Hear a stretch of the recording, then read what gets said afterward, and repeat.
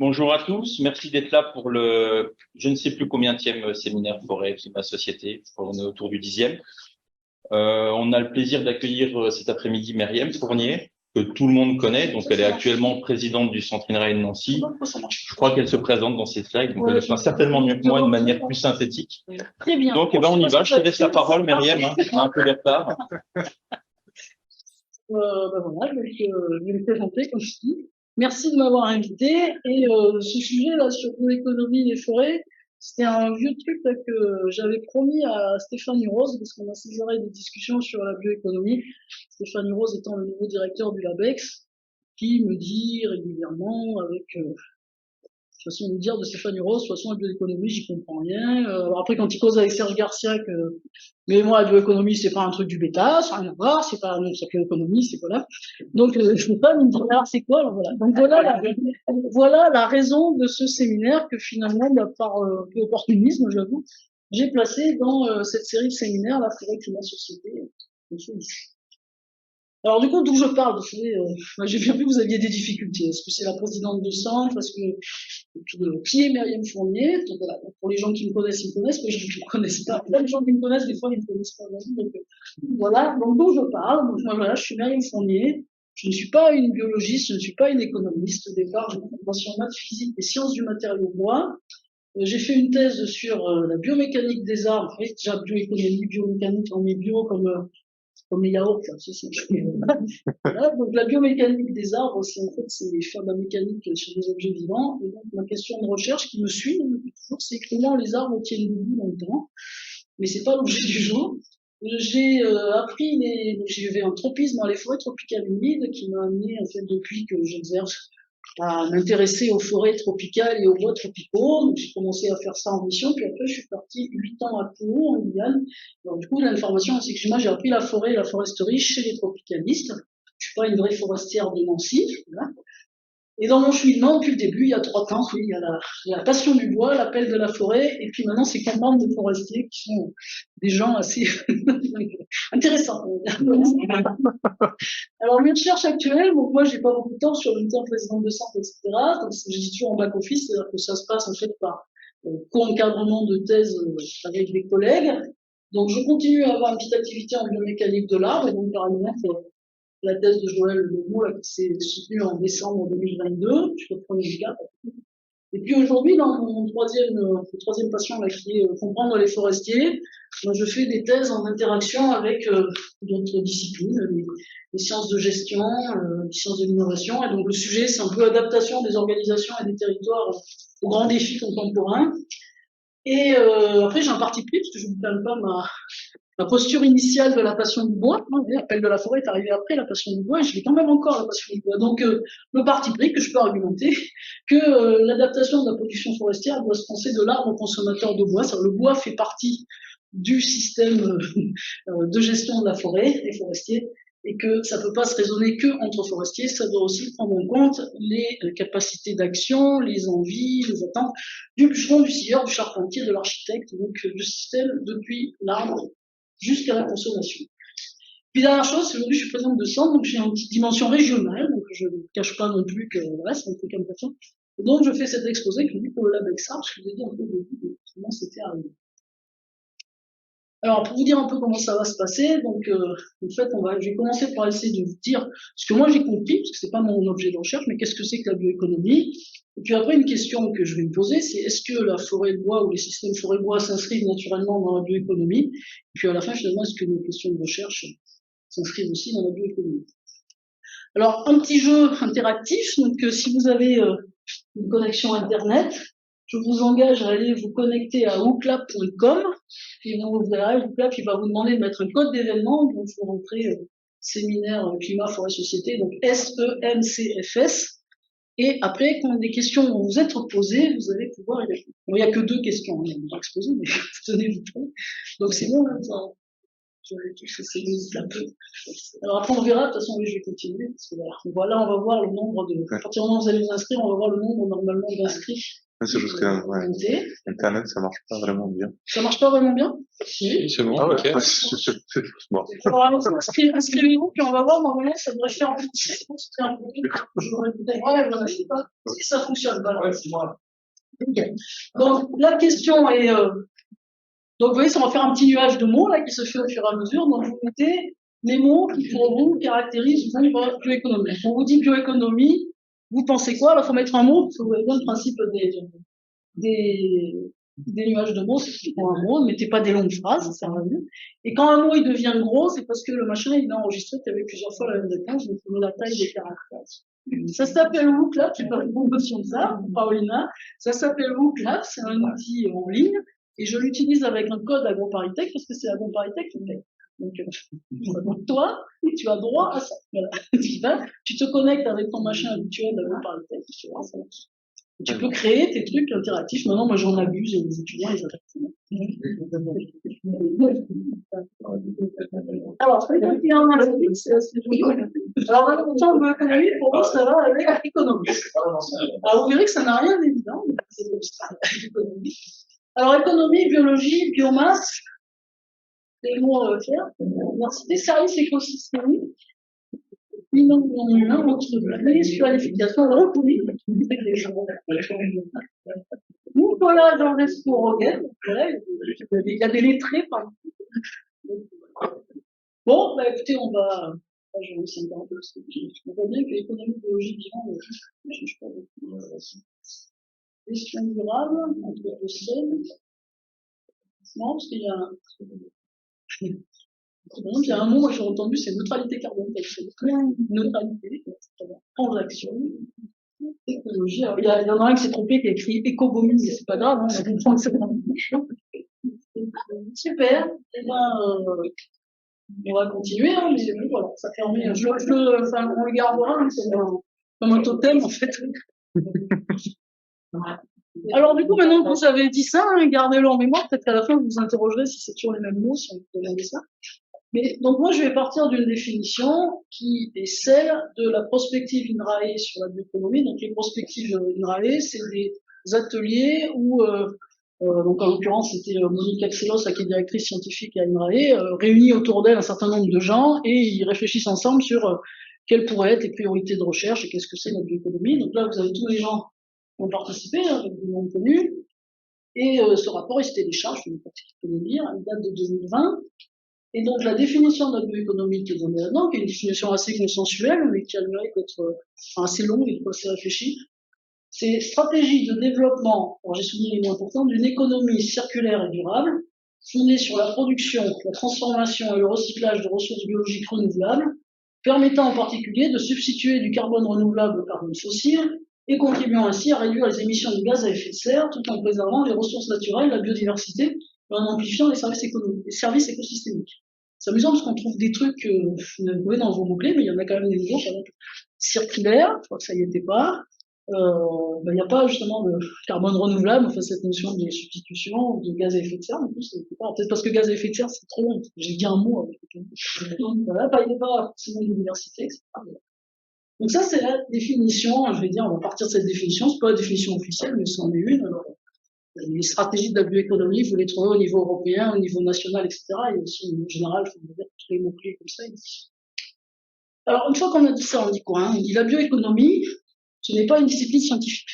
Donc ne cherchez pas des laboratoires de bioéconomie. Donc l'économie, c'est une stratégie. Voilà. Donc c'est pas une discipline de l'économie. C'est pour Stéphane Rose que je dis ça. Je sais pas si voilà. Ce n'est pas non plus une combinaison de solutions technologiques, c'est pas un nouveau secteur industriel, c'est une stratégie. Donc une stratégie, c'est un concept sociopolitique. Et quand du point de vue de la recherche, on peut avoir deux postures, on peut s'emparer de ce concept de stratégie, etc. De deux façons. Soit c'est votre objet de recherche. Donc ça veut dire que vous êtes un chercheur qui s'interroge avec des objets de recherche qui sont des stratégies. Donc ça c'est plutôt les chercheurs, on va dire en SEHS, hein, donc en sciences politiques, en sciences de gestion, en économie politique, etc. Voilà. Et puis la deuxième façon de faire, qui c'est celle du rapport INRAE, hein, de l'analyse prospective, c'est de considérer que c'est une stratégie, donc une politique, qui va orienter nos activités de recherche dans n'importe quel domaine qui est concerné par cette stratégie. C'est pour ça que vous allez trouver des chimistes, par exemple, qui vont vous dire, moi, je fais de la bioéconomie. Alors, ils font pas de la bioéconomie, c'est pas une discipline scientifique. Par contre, ils font des recherches en chimie qui sont orientées par la stratégie de la bioéconomie. Parce que des fois, il y a des raccourcis un petit peu rapides. Alors, moi, je vais commencer par vous raconter qu'est-ce que font les gens. Je ne suis pas du tout dans mes disciplines, on me demande d'être indulgent, parce que parmi vous, il y a des économistes qui sont sûrement beaucoup plus forts que moi. Ce que j'ai compris, c'est pas mal des fois d'avoir les béotiens qui me racontent ce qu'ils ont compris, de qu'est-ce que c'est la bioéconomie pour les gens pour qui la bioéconomie est un objet de recherche. Alors, je vais partir de... Alors, j'ai pas lu tout ce qui... J'ai pas la prétention d'avoir tout lu, hein, j'ai plutôt lu des trucs de synthèse. Et donc, à ce papier, je vous raconte aussi ce que j'ai plutôt apprécié, parce que j'ai dit. Donc, ce papier qui est dans Ecological Economics, qui date de 2019, et qui est dans le groupe Tour de Reims, là, donc avec en tête de pont Franck-Dominique Vivien, qui est donc de l'unité Regard, et qui est un économiste hétérodoxe, on peut dire ça comme ça, hein, je sais pas, je demande. Et avec des gens, moi je connais aussi là-dedans Nicolas Béfort, là, qui est à Neoma Business School.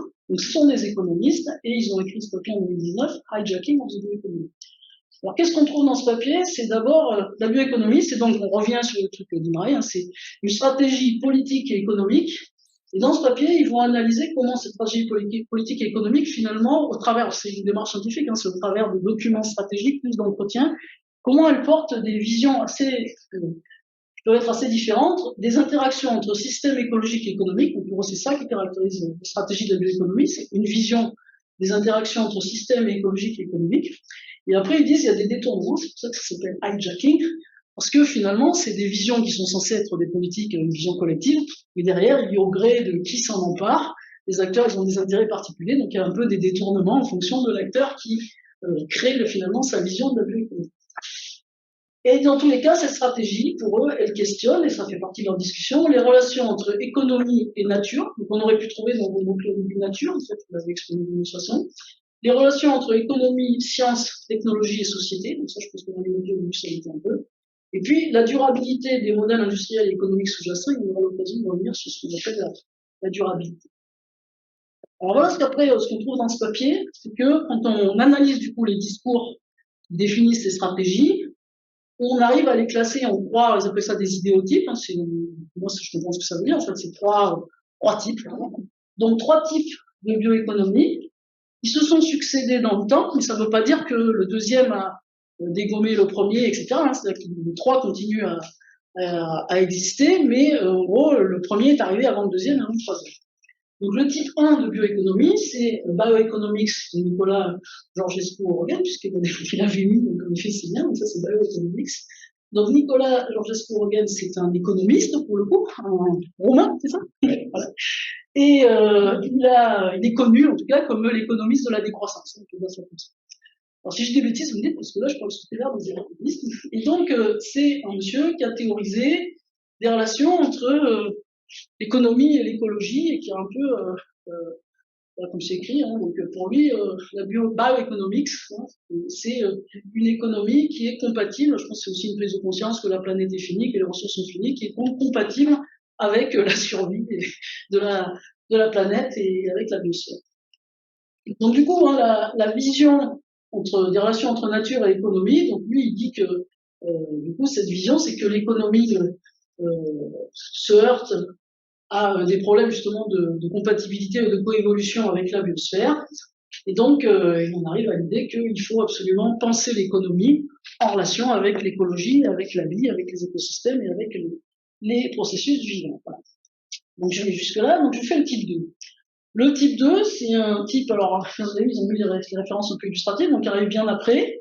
Donc là, d'ailleurs, c'est pas bioeconomics, hein, c'est bioéconomie plutôt, bioéconomie, donc, vous voulez.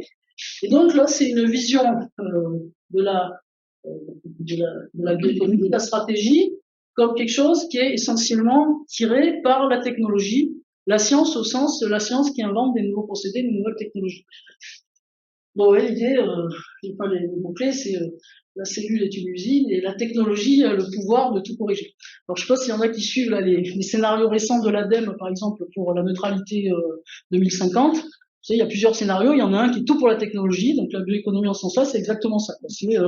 C'est pas grave, on peut faire n'importe quelle connerie, il y aura toujours des technologies pour les récupérer. J'exagère, hein. Et le plus commun actuellement, c'est-à-dire celui que je vous ai présenté là dans la définition INRAE, c'est une économie, c'est beaucoup plus light, c'est une économie qui est basée sur la biomasse. Donc en fait, la bioéconomie, c'est quelque chose qui est basé sur la substitution des ressources fossiles à la biomasse, et la biomasse va permettre de les remplacer pour nos besoins en matériaux et en énergie. Donc ça, ces trois visions, elles sont pas du chapeau, hein. Cette du chapeau, c'est vraiment des choses qu'ils analysent à partir des discours. Il y a une méthode assez rigoureuse. Et après, ils me discutent, alors ils disent, du coup, est-ce que quelle est la vision de la durabilité qu'il y a derrière? Alors du coup, moi je suis en train de ces concepts que je ne sais pas, ils séparent ce qu'ils appellent une durabilité forte ou une durabilité faible. Alors là, vous allez m'aider s'il y a des économistes, je vais vous dire ce que moi j'ai compris. Donc la durabilité forte ou la durabilité faible. L'endroit, enfin en tout cas la publique qui cite pour ça, c'est un papier qui est assez ancien, là, que j'ai mis en bas, par contre j'ai pas mis l'année, mais c'est assez vieux. Et donc c'est l'idée, enfin une durabilité faible, c'est quand, alors la durabilité, ça s'appuie, les piliers du développement durable, vous savez, c'est l'environnemental, l'économique et le social. Donc on considère que un système, il se base sur le capital social, environnemental ou économique. Et la durabilité faible, c'est quand vous considérez... Alors la durabilité, ça veut dire que le système il est capable de maintenir ses performances dans le temps. Et faible, c'est quand vous considérez qu'il y a substitution entre les trois types de capitaux. C'est bien ça, je vois des économistes qui hochent la tête, donc j'ai bien compris. Alors par exemple, j'ai compris que là-dedans, le capital humain, comme il faut le substituer à du capital économique, par exemple, un bonhomme, il compte par sa formation, enfin par ce qu'il vient, on est d'accord, c'est ça, c'est ce que j'ai compris. C'est bien ça. Moi, ah, c'est ça, ouais, ça part de travail, exactement. On peut compenser n'importe quoi, ouais, c'est ça. Alors que la durabilité forte, c'est que vous mettrez d'autres contraintes, donc à ce moment-là, vous considérez que le capital environnemental, il n'est pas substituable, donc vous lui mettez d'autres contraintes pour qu'il soit durable. Et donc, du coup, quand on analyse ça comme ça, mais on dit, Georges Esporogel, il était dans une durabilité forte, parce que par principe, en fait, hein, c'était un peu la nature de son discours, alors que les deux autres, alors le type 2 avec la techno qui peut faire compenser n'importe quoi, c'est vraiment très faible, et le troisième, c'est faible. Voilà. Après, ça dépend un peu comment on dit. Et puis après, ils ont, dans ce tableau, c'est pas inintéressant, on voit aussi, c'est qu'ils ont un peu listé ce qu'ils ont appelé les tensions et les paradoxes. Donc on voit que le premier, les critiques qui lui sont faites, alors c'est pas eux qui décident, hein, c'est ce qu'ils disent dans leurs documents qu'ils analysent, c'est que c'est plus une contre-expertise, on va dire que ça apporte pas des solutions techniques directement opérables, et puis c'est quelque chose qui vient de groupes sociaux qui sont pas les décideurs, et en effet on sait qu'aujourd'hui la décroissance c'est pas trop à l'agenda des décideurs, c'est clair. Donc comme stratégie aujourd'hui, on ne peut pas dire que ça soit très vivant, la preuve, hein, depuis comment c'est le troisième. Le deuxième, en fait, les tensions et les paradoxes, ils viennent plutôt dans des conflits dans la propriété intellectuelle, les brevets, etc. Et après, il y a des questionnements sur finalement, il y a une techno, un procédé, on se demande à un moment comment ça peut répondre finalement à des questions qui par nature sont beaucoup plus complexes et demandent finalement de maîtriser une multiplicité de technologies. Voilà, comment une rupture, ça peut pas, une rupture technologique, comment on peut la justifier comme étant quelque chose qui va amener la meilleure solution à un peu à tout un tas de problèmes. Et puis un truc qui est très vivant, c'est évidemment la résistance, la non-acceptabilité des OGM, hein, qui un peu aussi amené beaucoup de débats sur cette vision. Et le type 3, les tensions et les paradoxes, elles viennent finalement du fait que on se rend compte que promouvoir cette stratégie, ça augmente assez vite la pression sur les ressources et les terres, et donc derrière, ça rentre un peu en conflit avec tous les problèmes d'usage des terres et conflit d'usage des terres. Alors, je me suis posé, quand je suis arrivé là, je me suis dit, type 1, type 2, type 3, il y aura forcément, puisque ça évolue dans le temps, c'est quoi la prochaine, qu'est-ce que ça sera la bioéconomie dans, alors, je sais pas, 10 ans, 20 ans, etc. Alors, ils se sont pas posés cette question, c'était pas leur job, mais moi j'ai le droit. Alors, du coup, ça a résonné avec un truc que j'ai vu il y a pas longtemps, là, puis j'avais entendu à la radio, c'est que Jacques Attali, vous connaissez Jacques Attali, hein, ici, c'est un monsieur assez, c'est un économiste, mais pas que, c'est un chef d'orchestre aussi, ça me fait plus mal. Et donc, il a écrit ce bouquin à la sortie. Hein? C'est un banquier aussi. Moi, ça a été mon prof d'économie, j'en ai pas du tout un bon souvenir.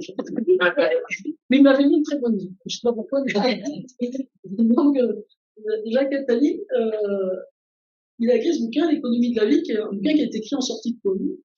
Et donc, c'est marrant parce que quand on regarde, vous voyez, ce qui définit comme l'économie de la vie, on ne dit pas l'économie, l'économie de la vie, mais vous connaissez que c'est quand même tentant d'associer les deux. Donc, pour lui, l'économie de la vie, c'est pas une définition très, très simple. Pour nous, il dit c'est le contraire de l'économie de la mort, en fait, c'est plusieurs fois. Il dit c'est les secteurs qui se donnent pour mission la défense de la vie, donc très pragmatiquement, la santé, la gestion des déchets, etc. Et de l'autre côté, vous voyez, les méchants secteurs, c'est l'automobile, l'armement, enfin voilà, l'économie de la mort. Et il dit du coup qu'il faut construire une nouvelle société avec cette économie de la vie, donc qui est un peu là-dessus. Donc c'est intéressant parce que ça arrive à moi. Mais je me suis demandé en fait si ça allait pas finalement être la vision qui allait forcément s'imposer comme la vraie bioéconomie. Donc une économie One Health, de la santé, une économie des services, parce qu'à moi il insiste beaucoup que les services finalement prennent de l'ampleur par rapport à la production manufacturière. Donc une économie des services et ces services contribuant au bien vivre ensemble. En fait. Donc peut-être que demain, ça va inventer, la bioéconomie, finalement, la biomasse, c'est un truc assez secondaire, finalement, dans la bioéconomie. Alors, je vais revenir à la bioéconomie actuelle, on va sortir du rêve, là. Et ça, on le retrouve aussi dans la prospective INRAE. Et donc, ce qui est important aussi de comprendre, c'est que la stratégie de la bioéconomie, une de ses caractéristiques, c'est qu'elle connecte des systèmes. C'est-à-dire que c'est pas, comme je dis, c'est pas une activité industrielle, c'est pas un truc en particulier, c'est vraiment un système avec 3 sous-systèmes connectés, le système naturel, donc les écosystèmes, les systèmes énergétiques chimiques matériaux, c'est-à-dire des technosystèmes en fait, qui transforment la matière pour nos besoins, et puis les systèmes humains, donc, je sais pas si on peut appeler ça des sociosystèmes. Et donc tout ça, la bioéconomie, c'est vraiment le centre, le moteur qui fait fonctionner tout ça ensemble au service d'une stratégie. Donc ça, il y a un mot, j'ai appris il y a pas longtemps, ça s'appelle un nexus. Là, donc, moi, j'arrêtais pas de voir dans les trucs des sciences sociales des trucs qui s'appelaient nexus. Donc, merci Frédéric de m'avoir éclairé. Donc déjà, un nexus, c'est ce qui fait, c'est bien ça en biologie, c'est ce qui connecte 2 cytoplasmes en fait, le nexus. C'est quoi un nexus en biologie? Moi, j'ai lu ça, mais je sais pas peut-être une connerie. C'est une jonction. Un nexus, ça veut dire connexion en fait, littéralement. Donc le nexus, c'est une connexion. C'est un mot qui vient de la biologie. Ça n'a pas été. On n'emploie jamais, on est d'accord. On n'emploie absolument jamais. Mais aujourd'hui, c'est très employé pour justement on parle du nexus eau-alimentation, par exemple. Le nexus, c'est une connexion. C'est une connexion entre 2 systèmes que notre pensée ne connecte pas si facilement, mais qui pourtant sont très connectés. Donc voilà, bioéconomie, ça peut être considéré comme une connexion entre 3 sous-systèmes. Et ça, c'est vachement important. Ça veut dire que si vous voulez vous intéresser à la bioéconomie, vous n'avez pas trop... en tant qu'objet de recherche, je suis d'accord. Après, si c'est pour remonter vos recherches avec, on verra après. Vous devez quand même vous intéresser aux 3 sous-systèmes à la fois. Alors, toujours en lisant des trucs écrits par les gens qui font ça, donc il y a un autre article que me servait un peu de base. C'est donc un article de Julie Wolfart qui est à peu près pareil, là, 2019. Et donc là-dedans, ce qui est affirmé, c'est que la bioéconomie, c'est une stratégie peut se décliner à l'échelle mondiale, européenne, etc. Mais sa réalisation, elle est à l'échelle territoriale. Donc on peut difficilement comprendre les réalisations de la bioéconomie sans descendre à l'échelle, parce que les ressources, en fait, l'agriculture, la forêt, tout ça, c'est bien à cette échelle. Alors que le pétrole, c'était plus facile, parce que le pétrole, ça se transforme en pipeline dans le monde entier. L'échelle territoriale n'est pas du tout indispensable. Parce que la bioéconomie, il faut la comprendre à l'échelle territoriale. Comprendre ou étudier des systèmes bioéconomiques, c'est bien comprendre la connexion entre ces systèmes éco, sociaux et techno. Et c'est pas seulement travailler sur les systèmes de transformation ou inventer de nouveaux usages de la biomasse. D'accord, c'est comprendre les interactions entre tout ça. Et puis autre chose que nous dit cet article, c'est que la bioéconomie, ça implique de multiples acteurs, donc il y a cette notion un peu de gouvernance, de rapport de force, et que ce qui est clair aussi, c'est que les acteurs n'ont jamais la vision globale des 3 systèmes. Donc généralement, on revient à un truc de hijacking, c'est-à-dire les acteurs, ils détournent un petit peu la stratégie finalement selon leurs intérêts. Toujours dans cet article, on trouve un truc que, faut oublier, la bioéconomie, c'est une stratégie, c'est-à-dire qu'il n'y a pas de bioéconomie sans politique en fait, c'est-à-dire sans derrière les gens qui la poussent.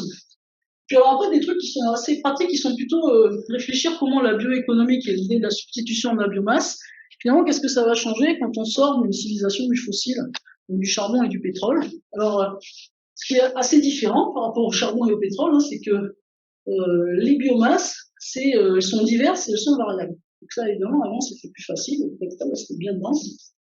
Donc voilà, il n'y a pas une substitution si facile que ça entre de la paille et du bois, on peut dire simple.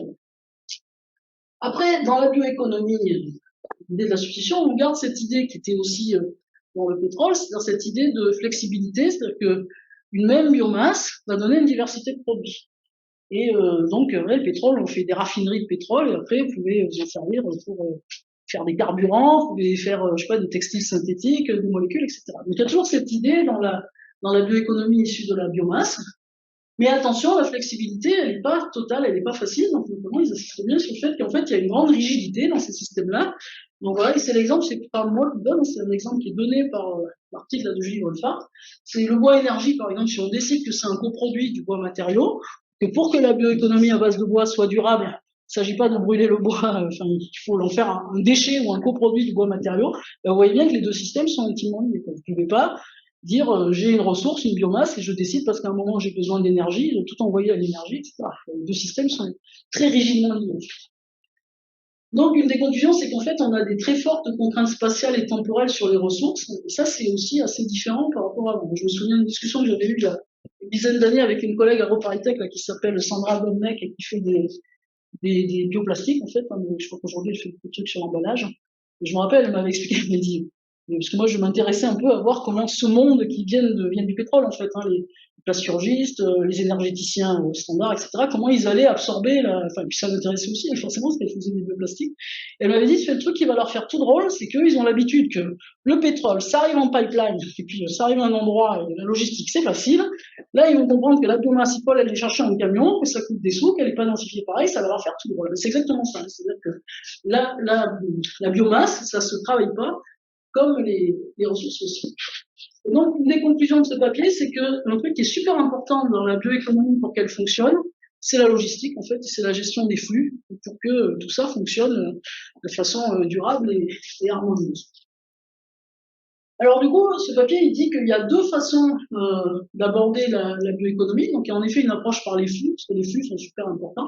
Donc, une approche vue par les flux et les chaînes de valeur. Donc, pour comprendre les systèmes bioéconomiques territoriaux, il faut être capable de tracer, de décrire des systèmes de flux entre des ressources et puis entre la ressource et le consommateur. Donc ça, c'est l'approche par les flux qui sont très populaires dans les sciences de l'environnement. En fait, hein, c'est des choses assez enseignées. Alors ici, on a fait ça, nous, chez nous, en fait. On a des compétences sur le système forestier. Donc, je fais un peu de pub là pour l'outil 4 qui est connecté à des modèles de croissance forestière. Donc l'outil 4, c'est exactement ça. En fait, c'est l'outil de représentation des flux qui permet de simuler, modéliser, formaliser des filières interactives et interdépendantes. Ça permet notamment de faire de l'évaluation carbone de ces filières, mais pas que. Aujourd'hui, il ne faudrait pas perdre le savoir-faire, parce que c'est vrai qu'aujourd'hui, il y a plus de monde qui... On les a, ces outils, mais ça ne veut pas dire qu'il y a beaucoup de gens qui travaillent dessus. Et puis, de l'autre côté, l'autre vision, c'est la bioéconomie analysée comme un système socio-écologique, dans le sens Strom.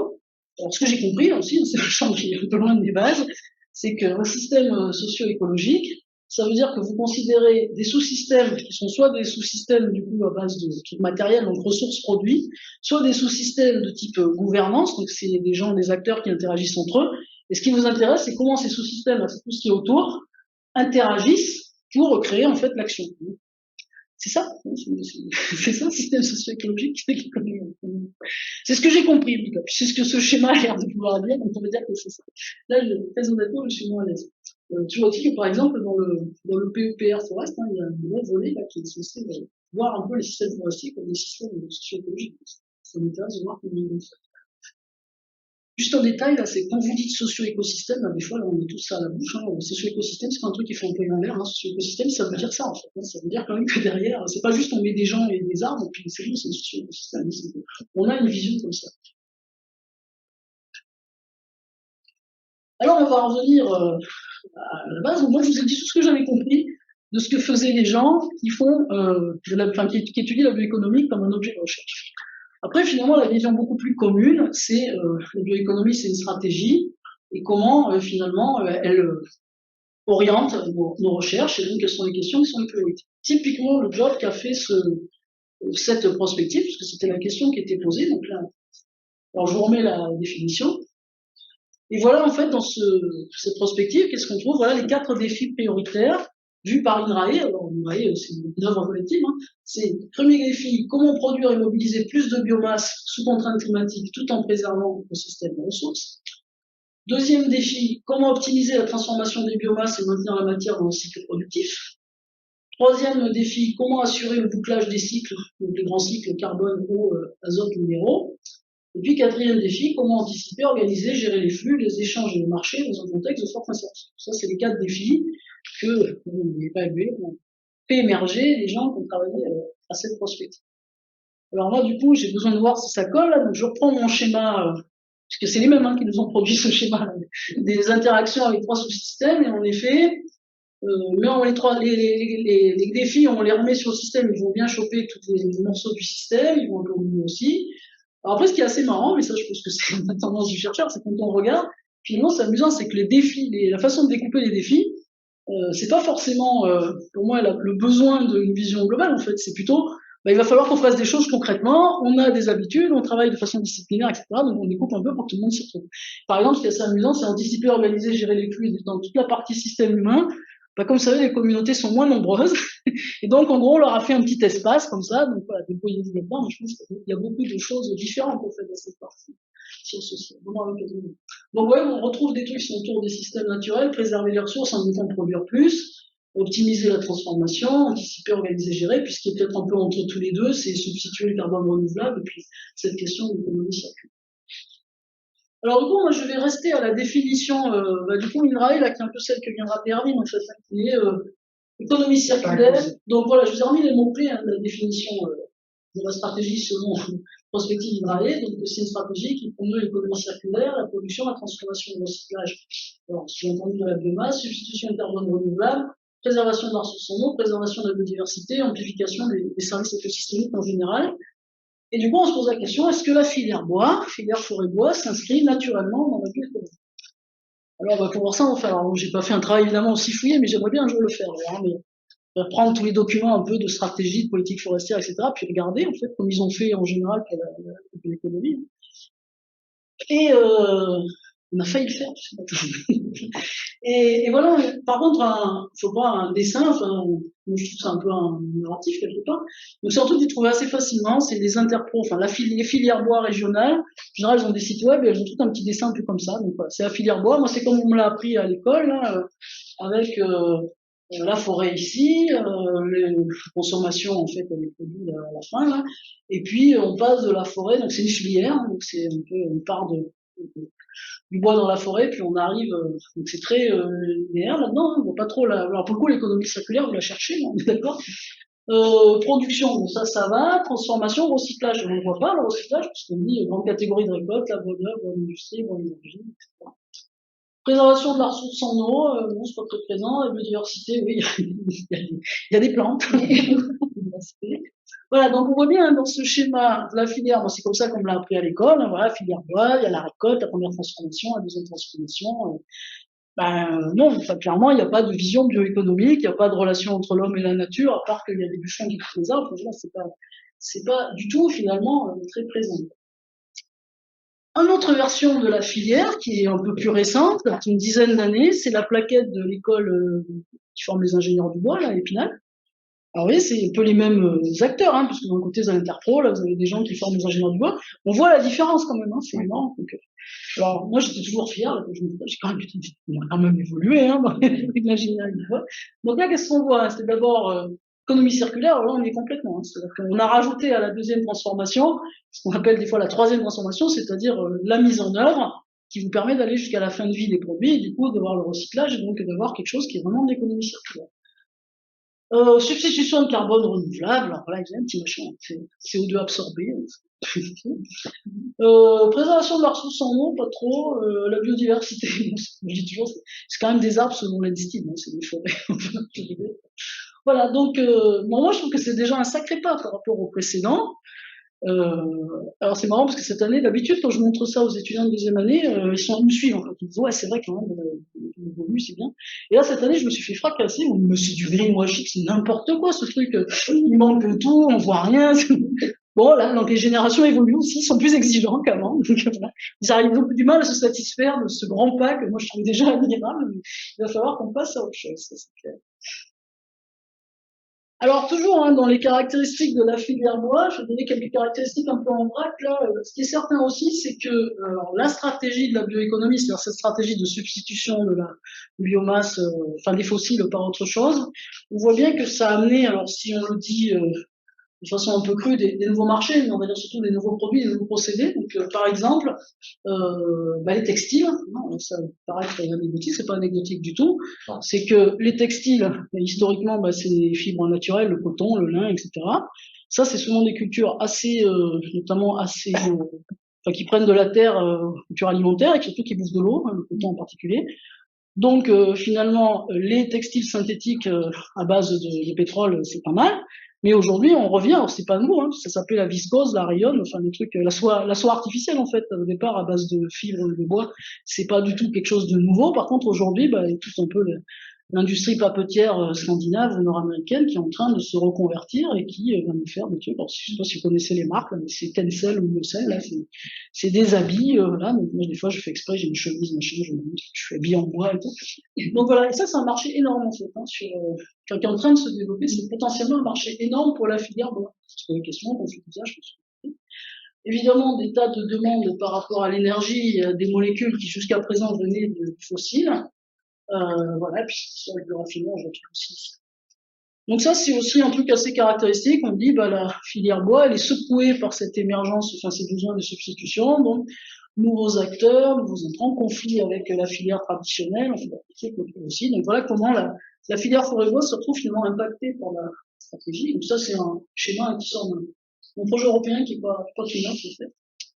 Alors après, là, je reviens à ce que ça revient un peu à ce que disait Ravi, sur le truc, là. Donc, c'est vrai qu'à un moment, il est tentant de se retourner et de dire finalement, la filière bois, l'âge du bois, c'était juste ce qui arrivait, ce qui était existant avant le pétrole et le charbon. Donc finalement, si on regarde dans l'histoire de l'humanité, c'est le bois qui a construit nos civilisations, puis le pétrole et le charbon, dans 200 ans, quand on se retournera, on disant, c'est un pointillé dans l'histoire de l'humanité. Alors qu'aujourd'hui, évidemment, c'est assez impactant. Alors moi, je vous fais la promotion de ce bouquin, mais j'ai pas encore, très honnêtement, j'ai pas encore fini de le lire. Alors, il se trouve qu'il est fait par Roland Hénos, c'est un collègue c'est comme moi, c'est un expert de la biomécanique du plan, c'est pour ça que j'ai une certaine affection pour Roland. Mais voilà, du coup, il a écrit un bouquin qui dit en effet que c'est un bouquin fait par un biologiste, un évolutionniste. Hein, donc c'est pas un menuisier, c'est vraiment un vrai biologiste qui a écrit ça. Je sais pas pourquoi sur sa retraite, il se met un truc comme ça, parce que sinon, je n'ai pas vu depuis longtemps.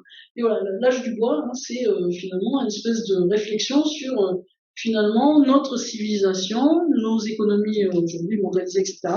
Finalement, elles ont une origine dans cet âge du bois. Donc la question, c'est en effet, Georges Esquirolguel disait, la future, finalement, une fois qu'on aura épuisé des trucs qu'il ne faut pas épuiser, qu'on aura vraiment pris conscience de les limites de la biosphère, on va revenir à un nouvel âge du bois. Donc voilà, donc ça c'est ce que tu me disais, hein, oui, hein, par rapport à ce que tu dis, etc. Moi, j'ai pas suffisamment réfléchi pour dire. Je pense que c'est pas possible, qu'il y a des conditions, mais non, on reviendra pas en arrière complètement. Mais c'est pas inintéressant, en tout cas, l'approche historique qui est de se rappeler quand même que nous venons du bois, c'est quand même facile. Et des arbres. Alors, un autre truc que je parce que je trouve assez intéressant, c'est la bioéconomie qui invente de nouveaux produits, de nouveaux procédés. C'est pas du tout, pas forcément la destruction en caprice. Donc, ça peut être des trucs qui finalement s'appuient sur des choses très traditionnelles. Et donc, j'aime bien cet exemple-là. Donc, c'est les tonneliers, le groupe Charlois qui est bien connu. Donc, alors historiquement, c'est même des exploitants forestiers de chênes. Les Charlois, là, c'est une famille, je peux aussi, donc, si on regarde sur leur site web, ils sont très fiers de s'ancrer parce que la tonnerie, c'est hyper tradit, hein, comme communication, etc. Donc, il vous explique la famille Charlois, je ne sais plus à quelle génération on est, l'arrière-grand-père, il était bûcheron dans la forêt, tout ça. Et ils ont commencé à faire des barriques, et ça a bien marché. Et alors aujourd'hui, le groupe Charlois, c'est un truc assez costaud, et en fait, ils ont plusieurs activités, qui sont 4 types d'activités. Donc, évidemment, l'activité qui est leur cœur de métier, c'est ils fabriquent des barriques pour le vieillissement des écoles. Mais ils ont aussi une activité de gestion forestière, parce qu'en fait, ils ont un petit patrimoine de forêts de chênes. Tant qu'à faire, quand on a un patrimoine de forêt de chêne, on le gère. Et puis, tant qu'à faire, quand on sait bien gérer le chêne et qu'on est bon en sélection du chêne, on offre du service à d'autres propriétaires forestiers de chêne. Donc, ils ont une activité de service, comme un expert forestier, en fait, de service à la gestion forestière. Et puis, ils ont développé, depuis quelques années, une ligne de cosmétiques qui s'appelle La Chaînée, Et donc voilà, c'est comme un truc. Alors c'est pas avec du bois, c'est avec des feuilles. On sait pas trop, mais c'est un truc que je veux dire. Et ils ont un très joli labo d'analyse herbique, etc. Donc ils sont devenus un acteur de la cosmétique, mais leur métier, ça reste quand même tonnelier. Donc c'est marrant parce que ça montre que on n'est pas obligé d'inventer des nouvelles boîtes. En fait, on peut aussi inscrire des trucs dans la tradition. Moi, je montre toujours ça c'est un truc avec les cours que j'ai fait des étudiants qui viennent de la bioraffinerie, donc des chimistes. On montre que voilà, la chimie, ça peut venir de la tonnellerie. Parce qu'en fait, c'est vrai que les tonneliers, ils s'intéressent vite à la chimie, parce que en fait, ce qui est intéressant, c'est l'échange entre le contenant et le contenu. Et on sait bien que ce qui donne autant de valeur au tonneau, c'est quand même le contenu, en fait. C'est ça qui coûte cher, c'est pas le tonneau. Enfin, la valeur du tonneau vient de ce qu'on va voir après, qui a mis des noms. Voilà. Après, un autre truc aussi, quand on peut dire, il y a un truc qui est assez commun dans la bioéconomie, peut-être que c'est défini dans les histoires d'approche de flux, là, c'est on parle de cascading uses, donc usage en cascade. Donc les usages en cascade, c'est un peu l'idée c'est un peu l'idée aussi de la circularité, c'est qu'il y a des usages, il y a une hiérarchie des usages. Donc par exemple l'énergie, c'est ce qui doit arriver à la fin. C'est-à-dire la valorisation en énergie, le retour du CO2 vers l'atmosphère, ça doit arriver une fois qu'on a tout valorisé au mieux que ça. Les usages en cascade, c'est ça.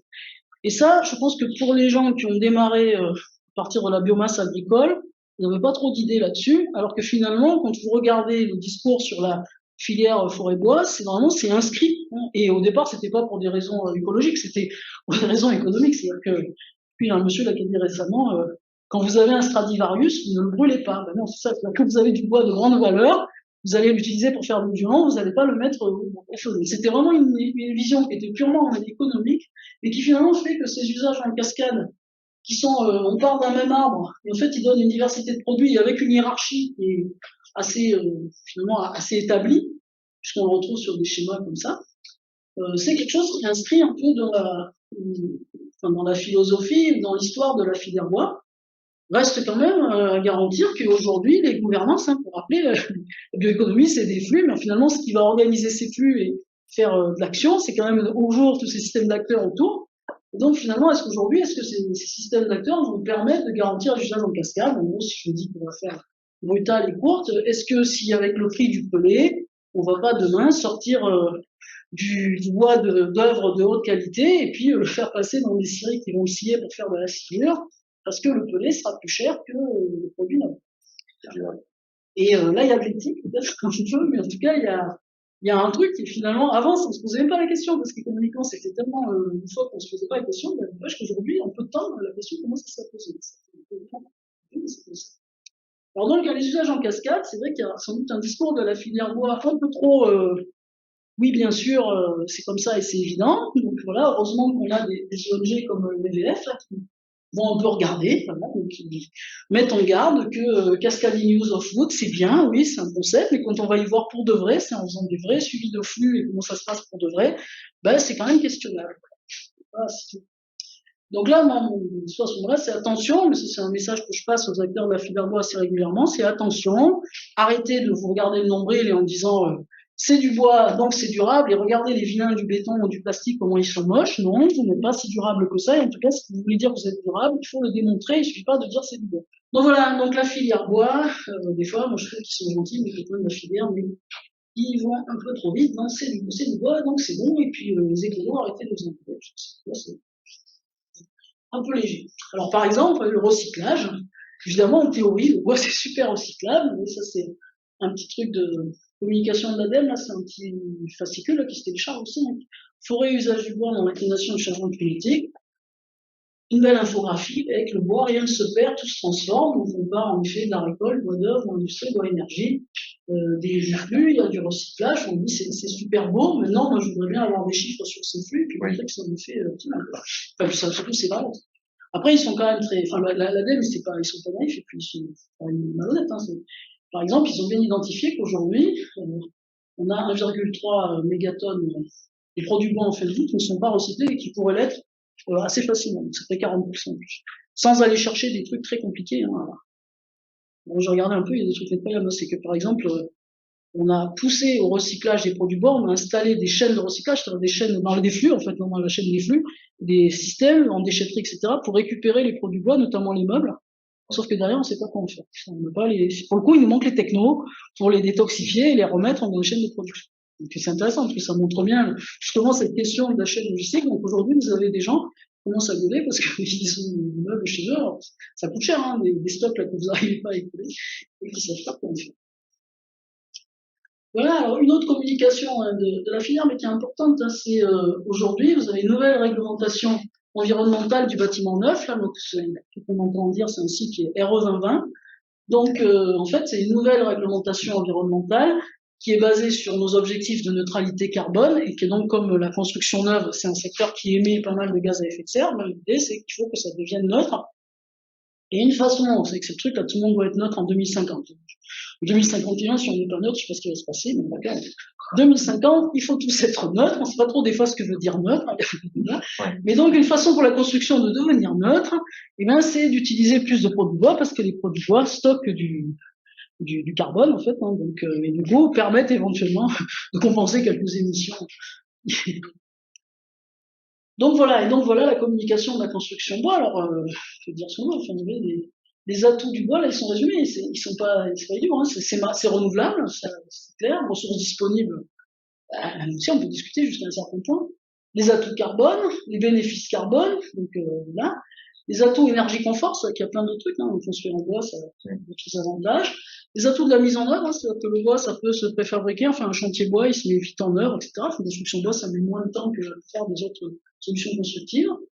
L'économie circulaire, bah oui, à condition quand même que les bois de l'ancienne liste de déconstruction, alors la construction neuve, on peut se dire d'ici là qu'on arrive dans fin de vie, on aura trouvé des solutions. Et puis voilà, puis après il y a, c'est pas marqué aussi là-dedans, mais il y a aussi toute la question de l'économie d'eau, hein, les chantiers bois, c'est des filières sèches, etc. Donc c'est vrai que le bois a plein d'objectifs, mais encore une fois, hein, pour que ça fonctionne vraiment, ça c'est des notions vision flux, vision gouvernance, etc. Ben oui, en France, on a Lafarge et Bouygues, qui sont jusqu'à présent des gens du béton, voilà, sauf que maintenant ils sont en train d'investir dans le bois. Voilà. Du coup, les gouvernances sont en train de changer, donc c'est assez bon. Voilà. Alors, moi, un truc qui me frappe, c'est que la question sur le PEFC a été intéressante dans ce sens-là, c'est que, en fait, on a l'impression que le forêt et le bois, finalement, bon, ils y sont pas forcément à la bioéconomie, mais ni plus ni moins que d'autres types de biomasse, d'autres types de filières. Par contre, c'est clair qu'on voit très peu, pour garder les discours sur la bioéconomie, par exemple, au niveau régional, ici, on va vous parler du chanvre, on va vous parler des fibres végétales, sans le bois, hein, les autres fibres végétales, on va vous parler de plein de trucs comme ça. Voilà, donc on va vous parler d'une la paille, enfin voilà, donc de la bioéconomie à partir d'autres matières plutôt issues de l'agriculture. Et on voit peu finalement la filière forêt-bois s'emparer de la bioéconomie. Alors je dis ça, il faudrait le faire pour de vrai, hein. C'est une impression, peut-être que je me trompe. Et du coup, ça me fait penser vous savez, Arnaud Sergent, c'est donc un chercheur à INRAE à Bordeaux et qui est un peu le politiste de la forêt en France. Et Arnaud, en 2017, il a écrit un article assez intéressant qui était pourquoi la politique forestière française ne veut pas du territoire. Donc, c'était le moment où on faisait la thèse de Jonathan, qui était en train de regarder comment la filière bois s'emparait du territoire, donc c'était intéressant. Et donc, il est assez convaincant, cet article, il faut bien argumenter, hein, c'est un article de chercheur. Et en gros, dans cet article, il vous explique parce que c'est des histoires, alors c'est un politiste, hein, donc il voit tout au travers de rapports de force, hein, c'est son métier, et donc, voilà, de pouvoir. Et donc il dit parce que la logique territoriale est considérée comme concurrente de la logique nationale et que la filière bois c'est finalement un truc c'est une logique sectorielle mais qui a été très portée par le national. Et donc la politique forestière française ne veut pas du territoire parce que ça rentre en conflit en fait avec ses visions. Du coup c'est intéressant parce que si vous affirmez que la bioéconomie se fait à l'échelle du territoire, forcément on comprend pourquoi vous mettez un peu la merde dans la filière forêt-bois qui veut se donner son image nationale. C'est intéressant. Mais les territoires peuvent réagir en disant si nous nous intéresse. Du coup moi j'aimerais bien, mais je suis pas capable de le faire moi, me poser la question de pourquoi le secteur forêt-bois ne s'empare pas de la bioéconomie. C'est une question assez symétrique. Alors, les hypothèses que je vais bien tester, c'est parce que, un peu comme l'autre, hein, parce que la logique bioéconomique est concurrente de la logique sectorielle, c'est que on n'est pas la logique bioéconomique, et donc du global au territorial, alors que le forêt-bois, finalement, c'est trinational comme vision, il faut voir si c'est vrai. Parce que le secteur forêt-bois ne veut pas s'effacer derrière le secteur agri qui est bien plus puissant en France, donc évidemment, ils se disent si on se dilue dans la bioéconomie, on n'existe plus. Et puis le troisième, c'est parce que dans le secteur forêt-bois, il y a quand même les acteurs de la forêt qui sont, enfin, la forêt, c'est pas un écosystème tout à fait, c'est pas un champ, quoi. Et donc, parce que pour beaucoup de gens, bioéconomie, ça signifie marchandisation de la forêt. Donc, il y a beaucoup de gens de l'amont forestier, de la gestion multifonctionnelle, qui n'aiment pas la bioéconomie, fait qu'ils veulent pas s'en emparer à cause de ça, parce que ça voudrait dire, enfin, ça implique certaines visions des relations économie-nature. Voilà. Donc, j'aimerais bien tester dans ces trois hypothèses dans les discours de la filière bois à travers la France. Je pense qu'on peut finalement avoir des trucs assez similaires. Alors, donc, dernier point, là, je me suis aussi posé la question, finalement, est-ce que nous, les chercheurs, là, je vous ai dit la filière en général, j'ai pas l'impression que ça en parle beaucoup, mais est-ce que nous, les chercheurs, domaine des sciences forestières en général, là, donc du coup, moi, j'ai pris un peu le périmètre du LabExA, donc comme un peu emblématique de ce que c'est que les sciences forestières, au moins en France, est-ce qu'on s'en empare de cette stratégie de la bioéconomie? Alors, du coup, j'ai cherché une méthode simple et rapide, là, donc je me suis dit, je vais aller regarder l'appel à projet graines de l'ADEME. Je ne sais pas si vous connaissez cet appel à projet, là. Donc, c'est, je pose la question, est-ce que vous avez déjà travaillé des projets Donc, c'est The Appel à projet de recherche pour la bioéconomie de la graine, c'est un appel à projet de recherche de l'ADEME, et la baseline, là, c'est soutenir des projets de recherche pour permettre le développement d'une bioéconomie durable au service de la transition écologique et énergétique. C'est vraiment l'appel à projet qui est fait au service de la stratégie de bioéconomie. Alors, c'est un appel à projet assez ancien, donc il y a eu 4 éditions, moi j'ai dénombré parce qu'on le trouve en ligne, donc il y a 119 projets financés, et là-dedans 20% de projets forestiers. Voilà, en fait, hein, c'est le quart de projets forestiers. Donc juste un petit sondage, vous avez déjà travaillé dans ce projet? Ouais. Alors du coup, je me suis amusé à regarder les 24 projets du coup forestiers de l'appel. Je suis farci les résumés là, c'est pas très pertinent. Voilà, donc voilà les 24 projets forestiers de l'appel à projet graines. Par rapport au découpage du LabEx, alors pour ceux qui ne connaissent pas LabEx, on a WP1, WP2, WP3, WP4. WP1, c'est les interactions plantes-sol, micro-organismes, donc c'est qui n'apparaît pas, en tout cas dans la graine, je sais pas, peut-être ça apparaît, mais je n'ai pas réussi à le voir, en tout cas dans le résumé. Par contre, on peut assez facilement classer les projets selon qu'ils relèvent de ce que nous on appellerait de WP2, c'est-à-dire fonctionnement des écosystèmes, évaluation des ressources, ou sylviculture. Le WP3 qui est plutôt la partie sciences du bois, donc nouveaux procédés, pro du bois, éventuellement j'ai rajouté quand même des projets, parce que nous on fait pas beaucoup, mais exploitation forestière, donc nouvelle méthode en fait pour mobiliser les bois, mais vraiment en dehors de la gestion forestière, de techno en fait de mobilisation, d'exploitation. Et puis un WP4 qui est chez nous un peu autour de l'économie et des sciences sociales. Et vous voyez, quand c'est amusant quand on les classe, hein, vous avez tous mis économie là, comme ça en gros, ben en fait, il y a finalement que 17% des projets qui font référence à des sciences économiques. Les autres, ils sont de l'écologie, de la biologie, de la sylviculture, ou bien du génie des procédés.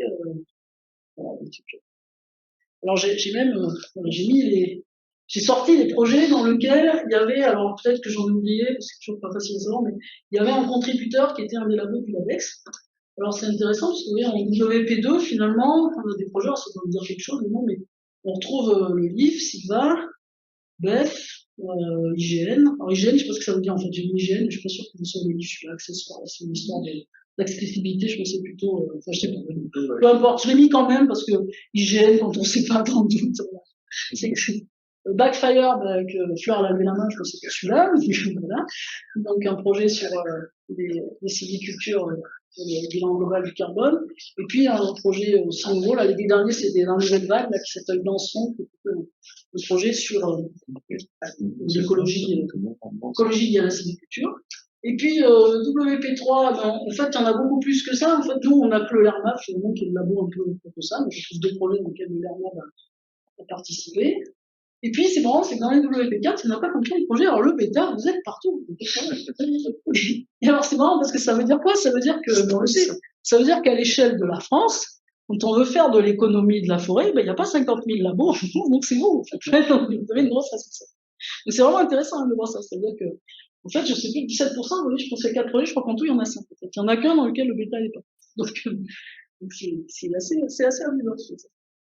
Voilà, alors du coup, bioéconomie, c'est peut-être un effet de l'économie, donc ça peut être un effet que finalement les communautés des SEHS, et notamment de l'économie, seraient éminemment concernées par l'appel à projet graines, mais comme ils sont pas bien nombreux, du coup, il n'y a pas beaucoup de projets, et c'est l'ADEME aussi, puisqu'ils ont créé des appels à projets, un appel à projet notamment au TES, spécifique des sciences économiques. Oui, il y a une question. Il y a Henri Cuny qui précise que Access4, Ouais. c'est cartographie de l'accessibilité forestière. Ouais, et c'est lui. Pour l'IGN, c'est le DAFOR, département d'analyse des forêts, ça se fait avec INRAE, l'ESSEM. Merci. Voilà. C'est un champignon, c'est pas. Merci. Pas loin de la bête. C'est pas loin, c'est pas loin.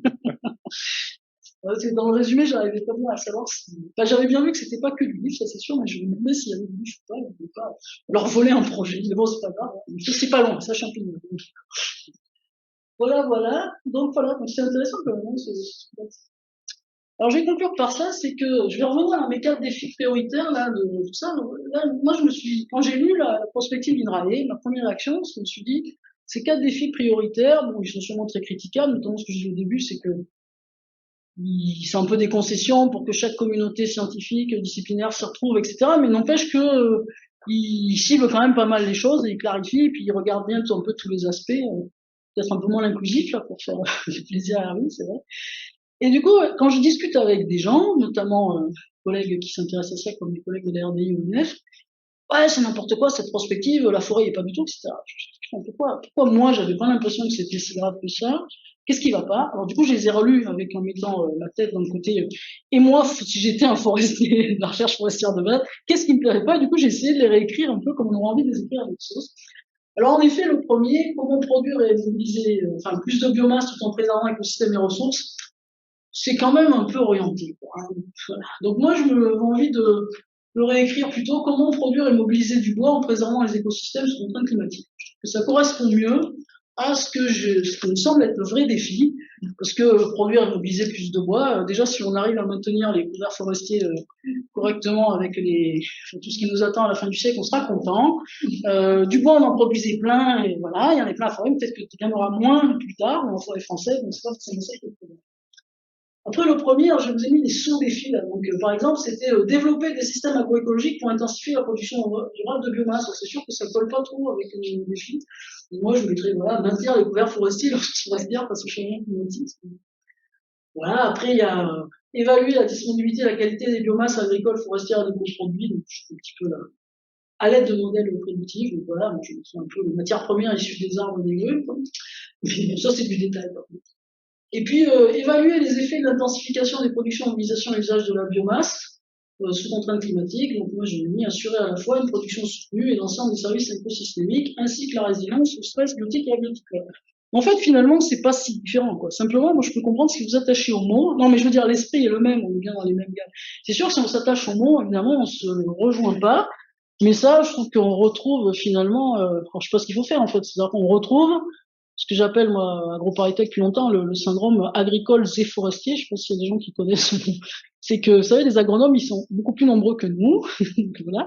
On a en France, l'agri-business est bien plus costaud. Et donc, c'est pour ça que c'est assez amusant, parce que même si aujourd'hui, les tonnes de bois mises en marché, c'est énorme par rapport aux tonnes de paille, etc., parce que jusqu'à présent, l'agriculture est quand même faite pour nourrir les gens. Il est souhaitable que ça le reste. Mais les agronomes sont des communautés beaucoup plus importantes, et l'agribusiness pèse plus lourd que la filière forêt-bois, qui en plus n'est pas toujours très bien défendre, enfin moins de finances notamment. Et donc c'est vrai que souvent, dès qu'on parle de la bioéconomie, c'est d'abord les agronomes et l'agribusiness qui tient la plume.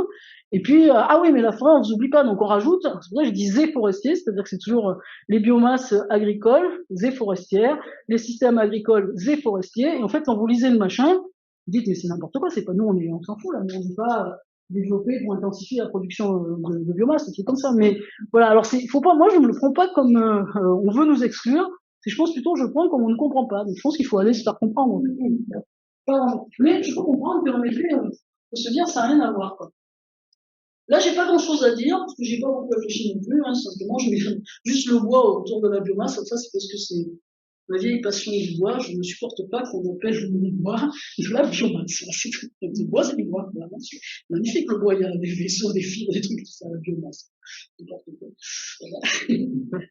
Après, le bouclage des cycles, c'est pas inintéressant, parce que le premier, par exemple, c'est positionner le système de culture au cœur de la bioéconomie. Ça, c'est important, ça veut dire que justement, cette vision de la biosphère, que le sol, ce que le sol peut fournir, c'est crucial dans la bioéconomie. C'est justement complètement sortir du tout techno là qui est, il suffit d'inventer des procédés.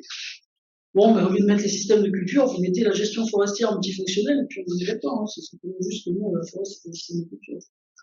Voilà, après, moi, j'avais pas grand-chose d'autre à changer. Et puis là, le dernier, là, qui est un peu fourre-tout aussi, là, donc, le premier, là, c'était marrant parce qu'ils disent la dynamique de la demande par les consommateurs et les firmes pour les produits biosourcés. C'est quand même une vision, je trouve, un peu technoscientique. Moi, je dirais qu'il y a un secteur qui a un fort enjeu, c'est la construction de bois, ça demanderait à se réfléchir, je dirais plutôt comme ça.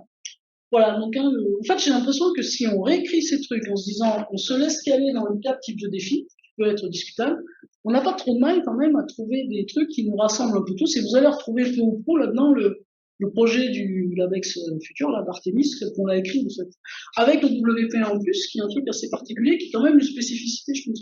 Mais sinon, finalement, on retombe sur des défis. C'est mon avant-dernière version. Donc là, c'était juste un peu le clap de fin, là. Le clap de... Est-ce que finalement, si on vous demandait de vous rapprocher à un des 4 défis prioritaires, vous, dans votre champ de recherche, je pense qu'il y a la possibilité de donc, taper plusieurs, hein, c'est pas l'un ou l'autre, hein, mais lesquels vous conviendraient le mieux, et puis vous pouvez aussi dire qu'il n'y en a aucun en fait, qui sont rapprochés, absolument aucun de ces champs-là. Donc le premier, c'est produire du bois donc, sur contrainte climatique en préservant les écosystèmes.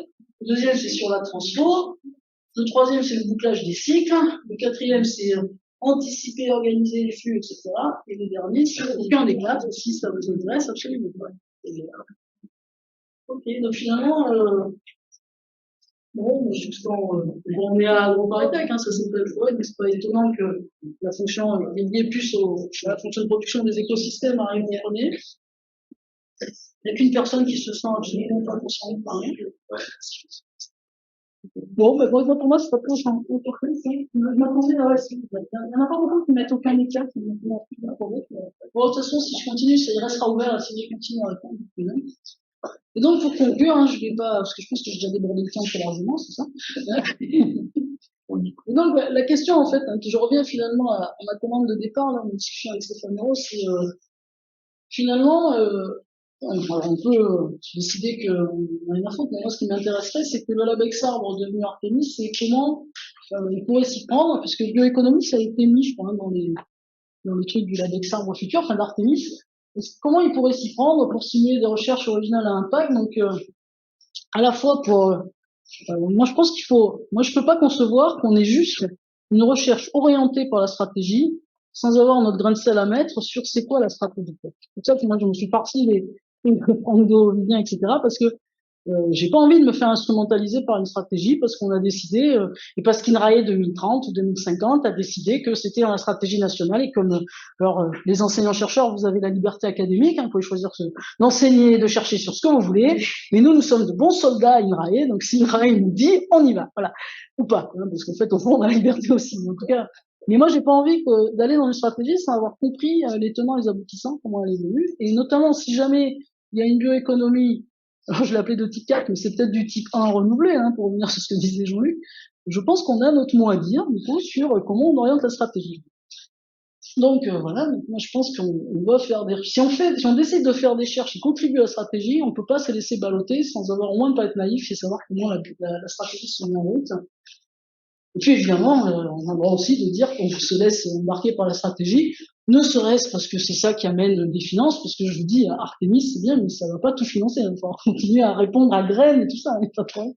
Donc voilà, puis pour aussi décider que cette stratégie, elle correspond à vos envies, vos valeurs, etc. Puis je posais, la question que j'ai envie de me poser aussi, c'est qu'est-ce qui nous manquerait? Parce que c'est assez frappant quand même, hein, que les trucs comme ils font à Regard, là, à Reims, ben on n'en est pas trop, quoi, nous, des trucs comme ça. Voilà, donc je vous laisse hein, sur ces trucs méditatifs pour la suite. Et si vous avez des questions encore, ou si tout le monde vous semble libre, on peut aussi arrêter comme ça.